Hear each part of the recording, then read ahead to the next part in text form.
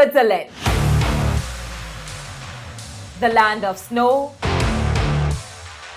chocolates, and Indian dreams.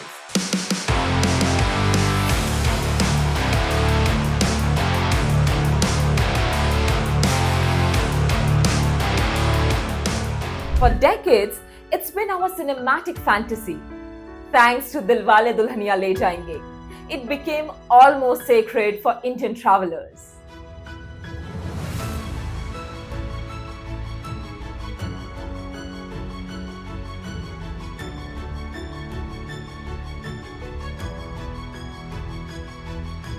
True.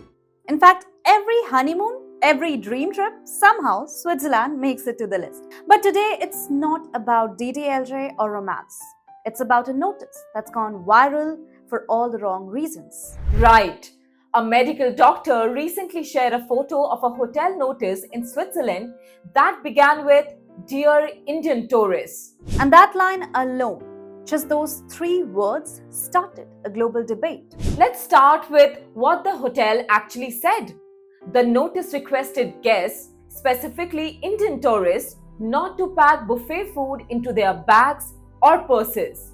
So basically, it reminded them that buffet meals are unlimited, only for eating there and not for hoarding or carrying away. The message itself was not unreasonable. It is standard hotel etiquette everywhere. Exactly.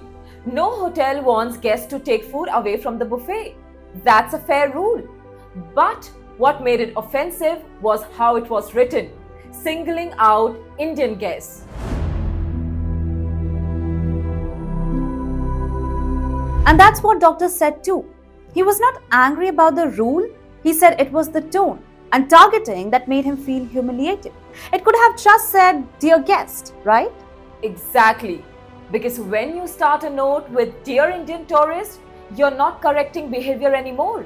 You are stereotyping. And then came the storm online.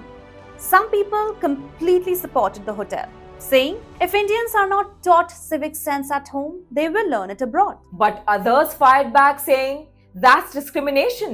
Everyone takes extra food, even Westerners. But only Indians get publicly called out. In fact, one user who works in hospitality even said, it's common for people to take something small for later. There's no need to mention nationality. Everyone does it. But then another person wrote something interesting. If even wealthy, educated Indian tourists act entitled, what do you expect others to think? So the comments were split, half saying racist and half saying realistic. But everyone agreed on one thing, that we, as travelers, need to be more aware of how we represent ourselves abroad. See, this incident isn't really about food. It's about perception, about how one group's behavior, even if it's a few people, can shape the image of an entire nationality. Absolutely. Imagine for years, Yash Chopra's movies built a legacy of Indian romance in Switzerland.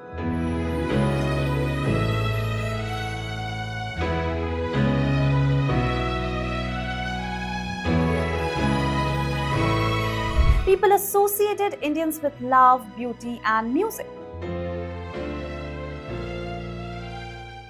And now, decades later, there's a sign on a hotel door warning Indian tourists about buffet food.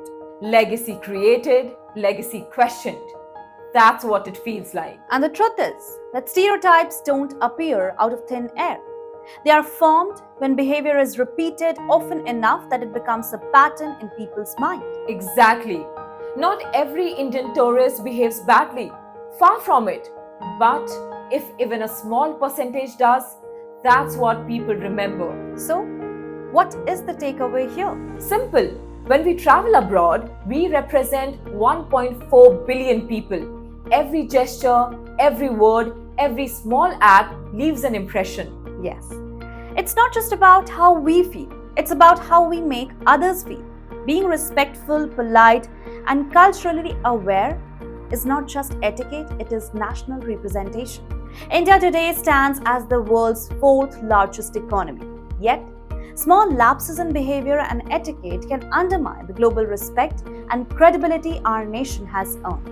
And maybe the lesson here is, even if the hotel was wrong in how it said it, the message still holds true. let's travel responsibly so no one ever has to put up a sign like that again. Exactly. Whether we call it racism or realism, the power to change the perception lies with us. So, what do you think? Was the hotel being racist or just practical? And more importantly, how can we as Indian travelers break these stereotypes instead of reinforcing them? Tell us your thoughts in the comments below. We would love to hear your perspective. And if you want more meaningful stories and honest discussions like this, then like this video to get recommendations for regular updates. Also, don't forget to subscribe for more cultural conversations. Because at the end of the day, travel isn't about where we go. It's about who we are when we get there. That's beautifully said. Let's be better ambassador for the country we love.